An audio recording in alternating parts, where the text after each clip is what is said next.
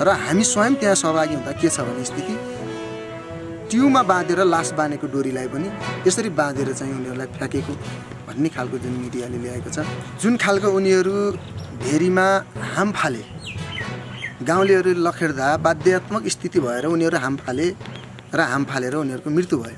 मृत्यु भइसकेपछि अब पौडी खेल्ने साथीहरू भेरी क्रस गरे 5 जना पारिने, बाँकी साथीहरू भेरीमा जुन बगे पौडी खेल्न सकेनन्, उनीहरू बगेका साथीहरूको मृत्यु भयो। जम्मा 19 जना। जम्मा 19 जना। लासलाई भेरी नदीबाट किनारमा ल्याउँदा ट्युमा बाँधेर त्यहाँ लास उतार्न जाँदा त्यो ट्युमा बाँधेर बाहिर ल्याएको हो। अब राम्रो नियतका साथ त्यहाँ आएको जस्तो त मलाई लाग्दैन सर। वडा अध्यक्ष खेतमा जानुभएको, खेतबाट उहाँले बिया राखेर, धान रोप्ने बिया राखेर उहाँ 4 बजे, तर कुनै पनि घटनामा त्यसरी वडा अध्यक्ष संलग्न हुनुभएको छैन। केटा र केटी बिचको सम्बन्ध भएपछि कुनै पनि त्यसको जातीय विभेद छैन।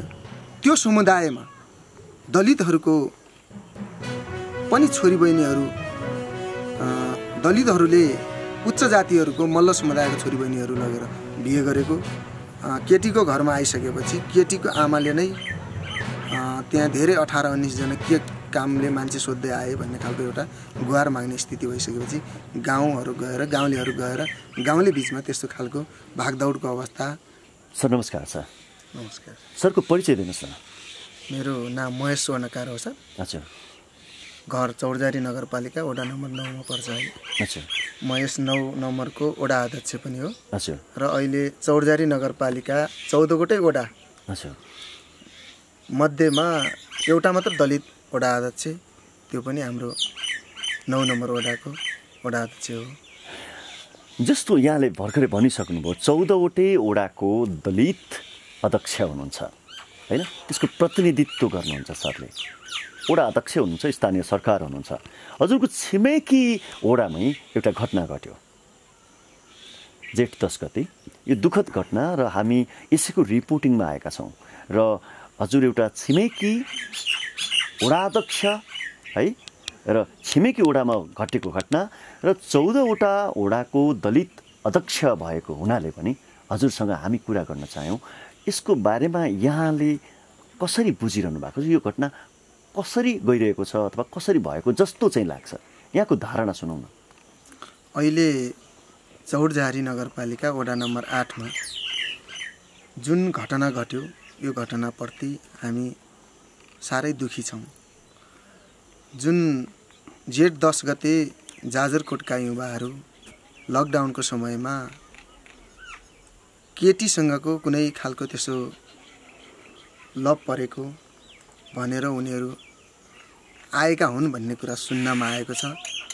र अहिले 4 जना युवाहरू दलित वर्गमध्येका छन् भने 2 जना क्षेत्री वर्गका मान्छेहरू ठकुरीका छन् र 1 जना बेपत्ताकै सूचीमा छन् र 12 जनालाई त्यहाँको स्थानीय समुदायले पुलिसकै रोबरमा बुझायो।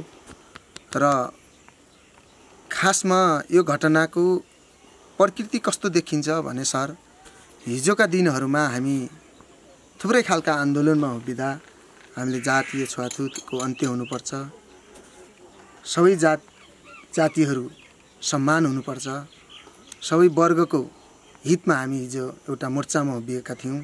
र अहिले पनि त्यस्ता खालका कुनै झिल्का नदेखिने कुरा होइन, झिल्का चाहिँ देखिन्छन्।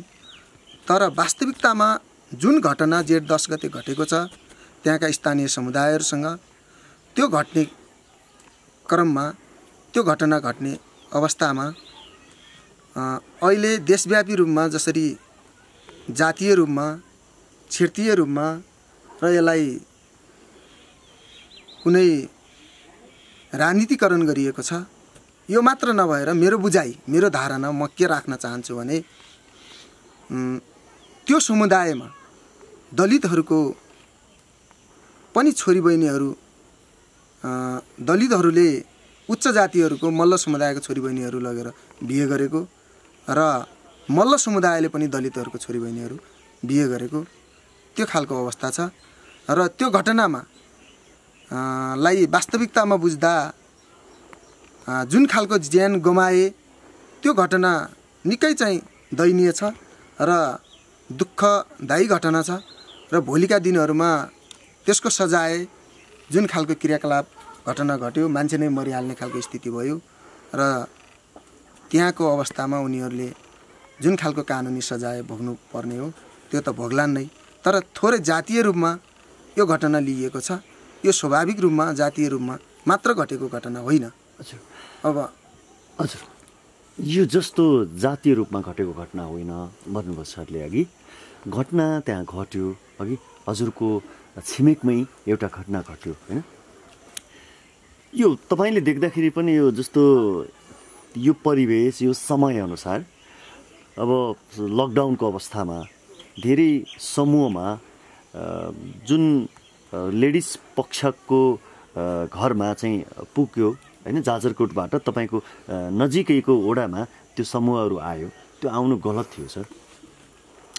उनीहरूको जुन अहिले घटनाक्रमलाई सञ्चार माध्यमहरूबाट र उसको आफन्त मृतकका आफन्तहरूबाट के घटना कस्तो खालको भइराखेको छ भने हामी बेहुली ल्याउन गएका र उता भोज भत्यार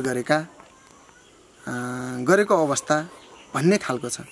तर वास्तविक रूपमा केटा र केटी बिचको उनीहरूको सम्बन्ध नै थियो भने त अब अहिले पनि समाजमा त्यस्तो खालको झिल्का देखिने ठाउँमा केटा र केटी बिचमै उनीहरू यदि भागेर अब मागी विवाहको अवस्थामा त एउटै कास्टकोले पनि स्वीकार्ने स्थिति पनि नहुन सक्छ, तर भागेर पनि उनीहरूको त्यसरी भागी विवाह पनि हुन सक्थ्यो यो समयमा।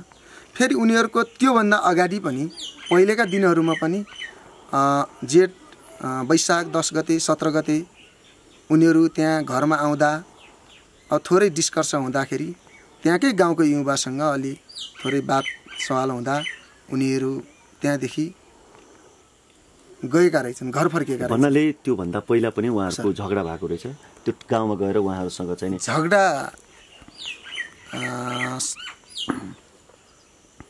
झगडा भन्दा पनि सर उनीहरूको अब त्यहाँ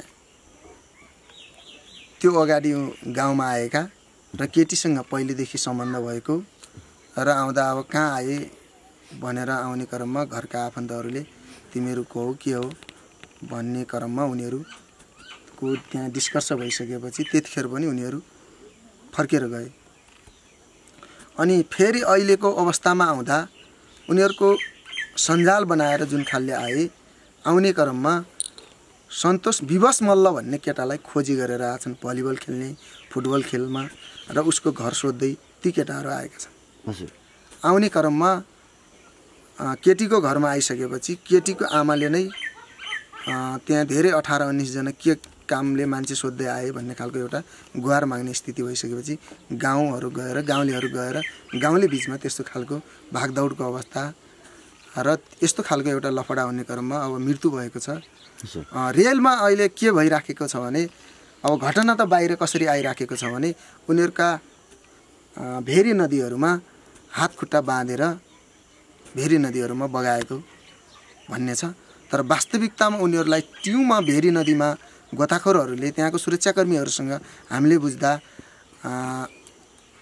र हामी स्वयं त्यहाँ सहभागी हुँदा के छ भने स्थिति ट्युमा बाँधेर लास बाँधेको डोरीलाई पनि यसरी बाँधेर चाहिँ उनीहरूलाई फ्याँकेको भन्ने खालको जुन मिडियाले ल्याएको छ। सर जस्तो त्यो हात बाँधिएको छ नि त्यो चाहिँ खास पहिला बाँधिएको होइन, पछि चाहिँ नि लास निकाल्दाखेरि नै त्यो विषयमा भनिदिनुहोस् न, स्पष्ट पारिदिनुहोस् न, दर्शकहरूले गलत रूपले बुझ्नु भएन। जस्तो मृतकको लासलाई बाँधिएको अवस्थामा दर्दनाक तरिकाले बाँधेर भेरी नदीमा फालेको भनिएको छ, यो बारेमा स्पष्ट पारिदिनुहोस्।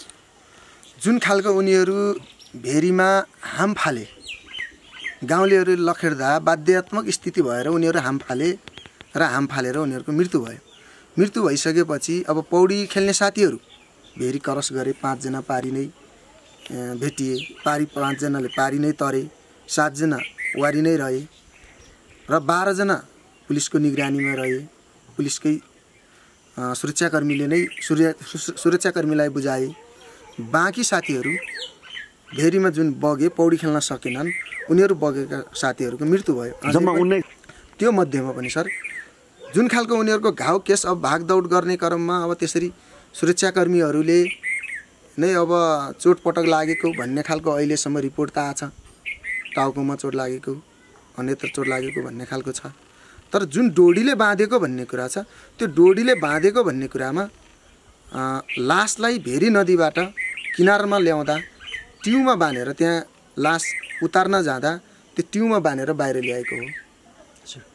भनेपछि त्यो रेस्क्यु गर्ने समयमा त्यो लासलाई निकाल्नको लागि प्रयोग गरिएको डोरीलाई चाहिँ पहिल्यै डोरी बाँधिएको रहेछ भनेर गलत भ्रामक समाचारहरू सम्प्रेषण भइरहेको छ। वास्तविकता हो सर, त्यही नै हो है। भनेपछि उहाँहरूलाई त्यो बाँधेर फालिएको होइन? होइन सर। तर त्यसरी मान्छे मर्नको लागि त मर्ने भनेको त त्यो सर जीवनको अन्तिम अवस्था हो होइन? कुनै विकल्प नभइसकेपछि मान्छे मृत्यु रोज्छ। त्यो रोज्नै पर्ने स्थितिसम्म पुर्याउन त त्यो समुदायले पुर्याएको जस्तो हो भन्ने देखिन्छ नि। के लाग्छ तपाईँलाई चाहिँ, के लाग्छ? अथवा त्यहाँको घटनास्थलको स्थिति कस्तो छ, स्वरूप होइन, त्यो विषयमा एकदम डिटेल भनिदिनुहोस् न सर। अब 18-19 जना गाउँमा एउटा युवाहरू आउँदा अब गाउँ नै हाम्रो के नै हो त यो स्थिति भन्ने कुरामा गाउँले पनि त्यसलाई थोरै चासो त दिन्छ नै सर। त्यसमा पनि कुनै खालका गलत क्रियाकलापहरू देखिने खालको स्थिति हो भने त्यहाँ त गाउँ पनि अब अहिले त अब यदि गाउँको मान्छेहरू उनीहरूले पनि आक्रमण गर्ने खालको स्थिति पनि हुन सक्थ्यो।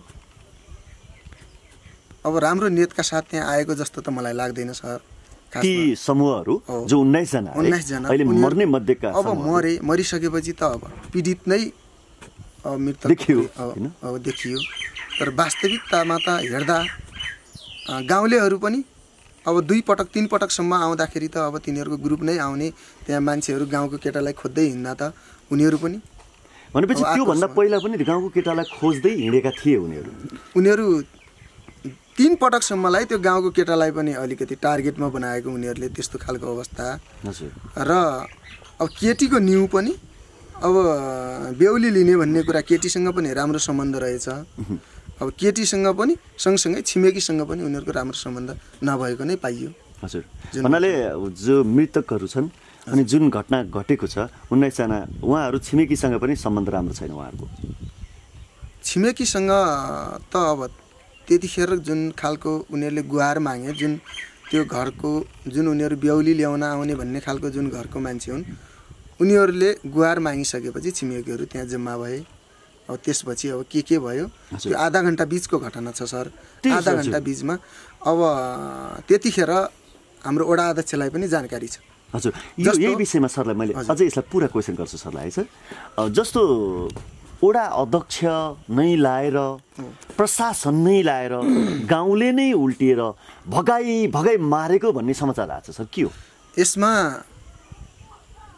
अब थोरै समस्या के छ भने सर, अब हामी लकडाउनको पिरियडमा कतिपय घरको कामकाजमा पनि अब व्यस्त हुने खालको स्थिति, शनिबारको समयमा घरको कामकाजलाई पनि थोरै गरौँ भन्ने स्थितिले अब वडा अध्यक्ष खेतमा जानुभएको, खेतबाट उहाँले बिया राखेर, धान रोप्ने बिया राखेर उहाँ 4 बजे त्यहीँको विद्यालयमा, लयटा विद्यालयमा उहाँहरू क्वारेन्टाइन, अहिले इन्डियाबाट आएको व्यक्तिहरूलाई राखेको ठाउँ क्वारेन्टाइनमा आउनु भएको छ। आउने क्रममा त्यतिखेर नै गाउँलेहरूले जानकारी गराएको अवस्था बुझिन्छ। हाम्रो यहाँ चाहिँ झगडा परेछ, तपाईँ कहाँ हुनुहुन्छ भनिसकेपछि उहाँले त्यसो भए त सुरक्षाकर्मीलाई खबर गर्नु पर्यो भनेर उहाँले सुरक्षाकर्मीलाई जानकारी गर्नुभएको छ। सुरक्षाकर्मीलाई जानकारी गरिसकेपछि सुरक्षाकर्मी र क्वारेन्टाइनबाट उहाँसँगै हिँड्ने क्रममा सुरक्षाकर्मी र वडा अध्यक्षसँगै पुग्नु भएको छ। पुगिसकेपछि त्यहाँ आधा घन्टा अगाडि घटना घटिसकेको छ। अनि 12 जनालाई त्यहाँको समुदायले सुरक्षाकर्मीसँग बुझाएको छ। अरू मर्ने त्यहाँ भेरी नदीमा त्यो घटना घटिसकेको छ। त्यसपछि अहिले उहाँलाई जुन जातीय रूपले हेर्ने हो भने पनि वडा अध्यक्षले नै जनजातिबाट बिहे गर्नुभएको छ। हजुर, भने वडा अध्यक्षको त कुनै पनि संलग्न छैन सर। संलग्न छैन सर। तर आइरहेछ नि वडा अध्यक्ष प्रशासन मिलेर भगाई त्यसरी मानिसलाई मर्न बाध्य बनाउने भनिएको छ नि सर। हो सर, तर घटना राम्रो त होइन। अब समुदायको हिसाबले वडा अध्यक्षको घर नजिकै भएको कारणले उहाँलाई अब एउटा खालको आरोप त लाग्यो, तर कुनै पनि घटनामा त्यसरी वडा अध्यक्ष संलग्न हुनुभएको छैन। समुदायले भनेपछि त्यो हजुर सुरक्षाकर्मीलाई बोलाउनु भएको छ, सुरक्षाकर्मी र वडा अध्यक्ष सँगै पुग्नु भएको छ। त्यो भनेपछि सुरक्षाकर्मी र वडा अध्यक्ष पुग्दाखेरि त्यो घटना घटिसकेको थियो। त्यहाँका भनेपछि त्यहाँको स्थानीय युवाहरूले नै लखेटेर मर्न बाध्य बनाएको भन्ने चाहिँ यसरी बुझ्न सकिन्छ। अब हामीले सुन्नमा आएको सर अहिलेसम्म अब भागदौडकै अवस्थामा उनीहरू भेरीमा आम फालेको र अब भेरीमा पानी खेल्न सक्ने साथीहरू पारी तैरेको, पानी खेल्न नसक्ने साथीहरू भेरीमा बगेर मरेको भन्ने नै हो आधिकारिक हाम्रो बुझाइ। अब जस्तो सर तपाईँ दलितहरूको 14वटै वडाको दलित अध्यक्ष हुनुहुन्छ, एउटा प्रतिनिधित्व गर्नुहुन्छ सरले दलितको, होइन? तर यहाँनिर अहिले यो नेपालभरि नै होइन यो घटनाले जुन खालको तरङ्ग पैदा गरेको छ, दलित भएकै कारणले उनीहरूलाई अपमानित गरियो, दलित भएकै कारणले उनीहरूलाई त्यहाँसम्मको स्थिति सिर्जना गरियो कि उनीहरूलाई मृत्यु भनौँ न आफ्नो जीवन नै त्याग्नुपर्ने स्थिति सिर्जना भयो भन्ने छ। सर दलितको अध्यक्षको नाताले के भन्नुहुन्छ? जातीय रूपमा जुन खालले यो घटना लिइएको छ यो विषयमा म के भन्न चाहन्छु भने सर थोरै ठगुरी समुदायको बिचमा ठुलै त्यत्रो चाहिँ जत्था आउँथ्यो भने पनि अहिले ठगुरीकै बच्चा हुन्थ्यो र यो घटना घट्न सक्दैन थियो भन्ने खालको जुन खालको बुझाइ छ, यसमा म के भन्न चाहन्छु भने ठगुरीहरूकै बच्चा भएको भने आमा बुवाले स्वीकार्ने स्थिति हुँदैन। मुख्यतः केटा र केटीको बिचकै हो सम्बन्ध, केटा र केटी बिचको सम्बन्ध भएपछि कुनै पनि त्यसको जातीय विभेद छैन, छैन। फेरि अर्को कुरा थोरै कुरा के हो भने सर दलित भनेपछि अब त्यो बुवा आमाले पनि नस्वीकारलान्, त्यो स्वाभाविक रूपले त्यो नस्वीकार्ने स्थिति हो। तर उनीहरूको बिचमा त केटा र केटीको त सम्बन्ध छ, केटा र केटीको बिचको सम्बन्धलाई उनीहरूले त्यो खालको जुन खालको वातावरण सिर्जना गर्नु पर्थ्यो त्यो सिर्जना भएन।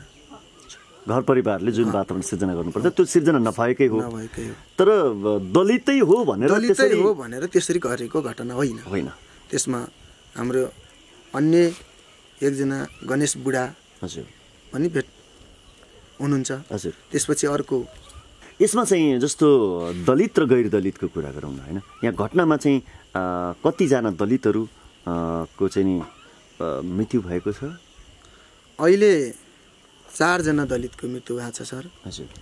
त्यसमा हाम्रै चौरजारी नगरपालिकाको एकजना टिकाराम विक भन्ने भाइ पनि त्यसमा अब मृत अवस्थामा फेला परेका छन्। 2 जना जाजरकोटको र जाजरकोटकै मटेलाको एकजना गरेर 4 जना दलित समुदायका घटनामा मृत अवस्थामा भेटिएका छन्। सरलाई अब एउटा कुरा सोधेँ, जस्तो अहिले पछिल्लो समयमा एउटा कुरा चाहिँ जुन खालले तरङ्ग भएको छ, जस्तो लेडिजले म्यासेन्जरमा होइन तिमी आऊ, तिमी एक्लै नआऊ मलाई लिन, समूहमा आऊ, समूहमा लिन आऊ भनेर चाहिँ गरेको म्यासेजहरू पनि बाहिर आइरहेको छ। त्यो यथार्थ हो कि फेक हो, होइन? अनि त्यसपछि गएर अर्को चाहिँ के छ भने लेडिजसँग सम्बन्ध अहिले नभएको तर विवादै गर्ने हिसाबले चाहिँ त्यहाँसम्म पुगेको, होइन? लेडिजसँग चाहिँ अहिले पहिला सम्बन्ध थियो तर अहिले चाहिँ सम्बन्ध नभएको भन्ने कुराहरू पनि बाहिर आइरहेको छ। त्यो के होला सर? लेडिजहरूसँग सम्बन्ध त 2 वर्ष अगाडिदेखि नै थियो भन्ने कुरा हामीले सुनेको हो सर। अनि अरू अब फेक आइडी यो कुरा त अब अहिलेको कुरा खासै यथार्थ मैले बुझेको पनि छैन। फेरि जस्तो लेडिजको पेटमा बच्चा छ भन्ने कुरा पनि आइरहेछ सर, यो के होला? सरले के बुझ्नु भएको छ? यो अहिले सर अब एउटा कुरा के हो भने मृत अवस्थामा भइसकेपछि मान्छेले अब एउटा कानुनको बाटोसँगै मजबुत कानुन सँगै र उनीहरूलाई तल गिराउने एउटा खालको कल्पना, त्यो चाहिँ यथार्थ होइन। यथार्थ सबै यो पेटमा लेडिजको बच्चा के अरे पेटमा बच्चा छ भन्नु पनि गलत हो, यो चाहिँ हुँदै होइन। र यस्ता फेक कुराहरू आइरहेछन्, अहिले तरङ्गित भइरहेछन्, यही हो सर सत्य? हो, सत्य यही नै हो सर।